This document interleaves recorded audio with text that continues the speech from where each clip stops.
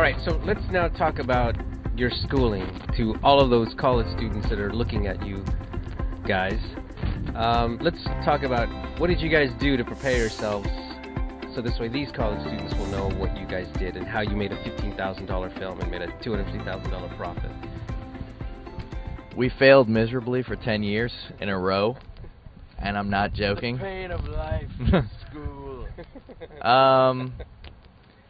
You know, it's so weird with film school and with just how to get yourself to a place. I mean, like, the first thing that I would say that no one teaches in film school or in school in general is, I think, you know, the most important thing that you can do for yourself is just to try and figure out like what it is that you uniquely have to offer the world. You know, I mean, it's like what is it you have to say? Yeah, I mean, it's like, what do you have to say and specifically that is new and that is different? It's a new perspective. I mean, it's like, I don't know. It's just, filmmaking is a really difficult medium. It synthesizes a lot of different skills.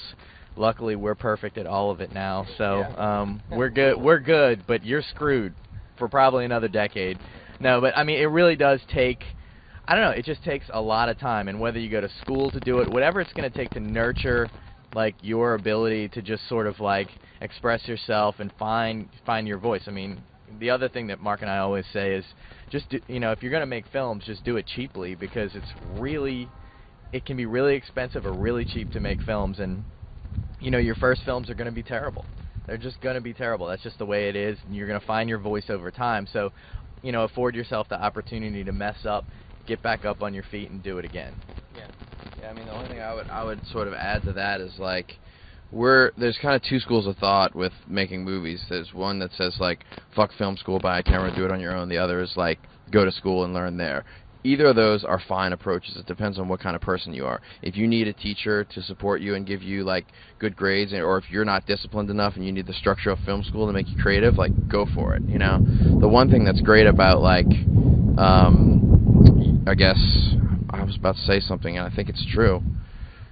Your generation, which is different than ours, is like, we were shooting all of our student films on 16mm, and it was expensive, and it was really tough to make them. Like, now the digital technology means, like, you can go and make a ton of mess-ups for like $1 a piece, basically, and we didn't have that opportunity, and it was painful for us to make bad movies that were expensive. So I think that it took us a long time before we made a good movie, but I think it's possible now that, like, if you're starting at 18 with this cheap free technology, with a good digital camera, editing it on iMovie, on your, you know, your parents' laptop, whatever, then I think that, like, you can get really good actually by 22, whereas it took us to, like, our late 20s kind of thing. So, I mean, the basic ethic is just make a ton of stuff and try not to emulate your favorite filmmakers, because a lot of times you're really not going to beat them at their own game. It's more about, like, all right, I'm 19. The thing that is really, really specific to me in my life that I know the most about, that not a lot of other people know about, is, like, you know, the ins and outs of, like, dorm life, per se, and, like, how strange it is to live with a stranger in your room, like, right next to them. That's a really peculiar and interesting situation that a cool movie can be made out of. Jay and I can't make that movie anymore because we really don't know what that's like anymore. But, like, you as a college student have intimate knowledge of what that situation is like, and you can mine it and make a better movie than we can probably out of it. So that's, you know, a long-winded version of write what you know. You mentioned generation. What advantages does this, well, you went through some of them, but are there specific advantages besides the ones you just mentioned to the generation that's coming up now and being schooled as opposed to your generation in 16mm? Is there any other specifics? I don't know about being schooled, but obviously digital filmmaking is just cheap and easy now, and not only is the, I mean, for us, it wasn't even the camera that was the blocking point. It was editing. Like, you had to edit on, you know, VHS to VHS, like linking up two VHS players, and your partner's over there, and you're like, check baby, 1, 2, 3, go, you know, and you would, like, time out the edits. It cost $30,000. Yeah, or $75,000. So, I mean, it's like, it wasn't even possible for most people back then. You know, there was one other thing that I was thinking of. I totally forgot what it was. I think it was going to be incredible. I was teeing it up. The other thing is that you can actually remember things at your age. When you have a baby and you sleep 6 hours a night at most, forget about it. You don't remember shit. Yeah, I don't remember. Did you want to add to that? No, I really do think it's the digital technology. I mean, that's key. Like, just use the cheap stuff. Oh, the other thing I guess I was going to say is you do have a platform for showing your work. You can put it on YouTube. I mean, if Mark and I made a film in the mid-90s that was okay, but it wasn't a good film that got into a festival, but it had something interesting to offer, you can't do anything with it. It just sits in your basement. Leave it on the curb and hope somebody picked it up. Yeah, like, that's your best shot. The VHS exactly. on the curb, yeah. But I mean, you can put your stuff on YouTube. You can put. I mean, there are just so many platforms. There are more film festivals now that will take movies as well. Like, there's like 10 times more film festivals out there. So like, don't just apply your movies to just Sundance and South by Southwest and Tribeca. Like, you know, apply to the Frank International Film Festival. You know, and like get into them. It's not going to get you anywhere, but you'll have the opportunity to put your film in front of other people. I mean, it's like, and to figure out what's working and what's not working, whether people like your movies. And, you know, meet other actors, you know, develop what it is that you're developing.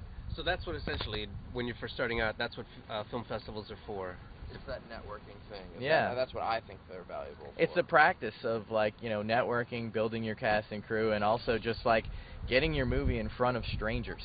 You know, that's huge. That's so huge because, let's face it, when you're making a film and you're 19 years old, the only people that see it are people who already love you, and what does that really tell you about your craft?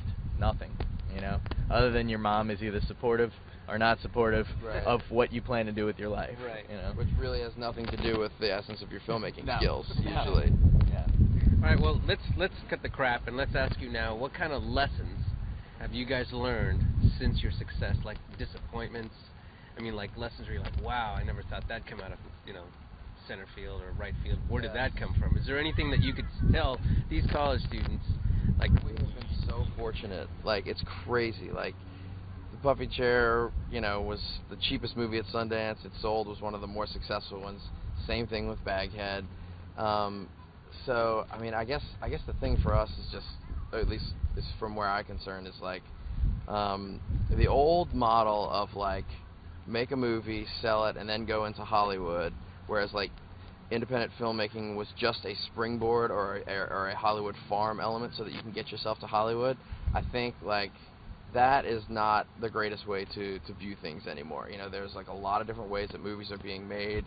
There's companies like IFC around now who, like, you know, you can actually make a living now where you make a movie for $12,000 and IFC buys it for $40,000, and like you make a little profit and you make your living, and you know, so there are these in between. There's this sort of like middle class of what filmmaking can be now, you know, as opposed to like I'm either starving or I'm balls rich, you know. So our thing is like, you know, if you get yourself to a place of like, you know, where I'm good at making movies, you know, I think I know what I'm doing, I've got a vision. The key is just like keep making those movies no matter what, and like keep making them on the cheap and keep getting them out to film festivals, because, you know, if Jay and I had taken the advice of our agents right after we made The Puffy Chair, we'd still be waiting around to make our next movie.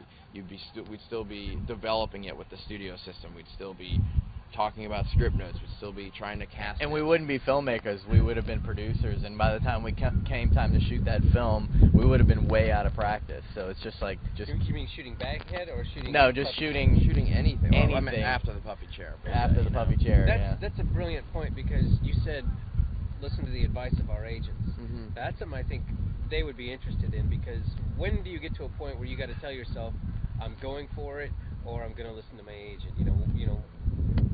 What words, I mean, what that's for just you guys? always like you a know? trust your instincts type of thing. Really?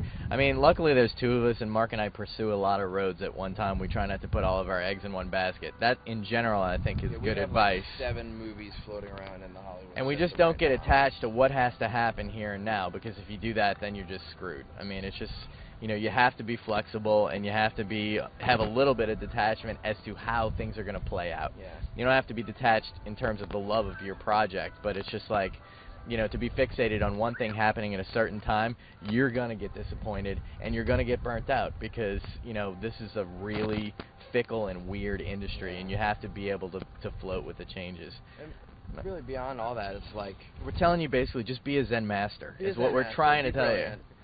Don't be stupid. Don't be smart. Okay.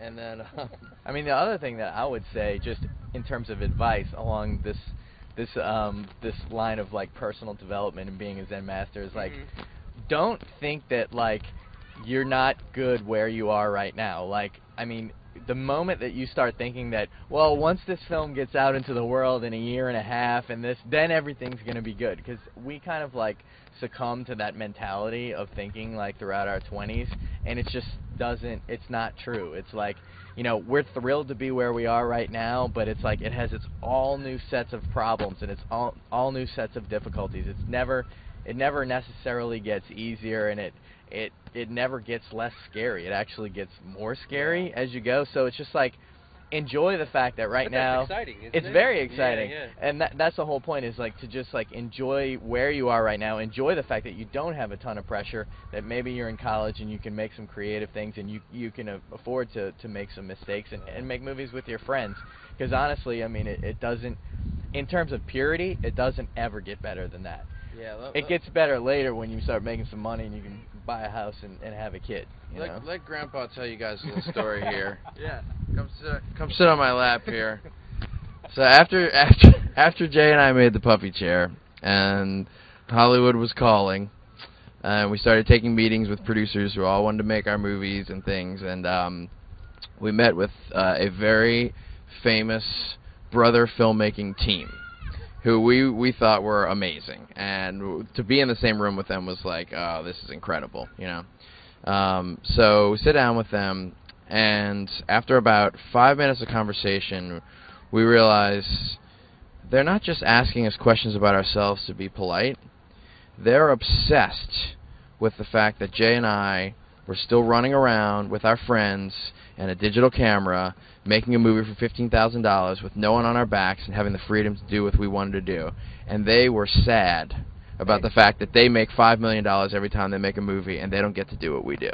Yeah. It was very obvious to us that they wanted to be right back where we were.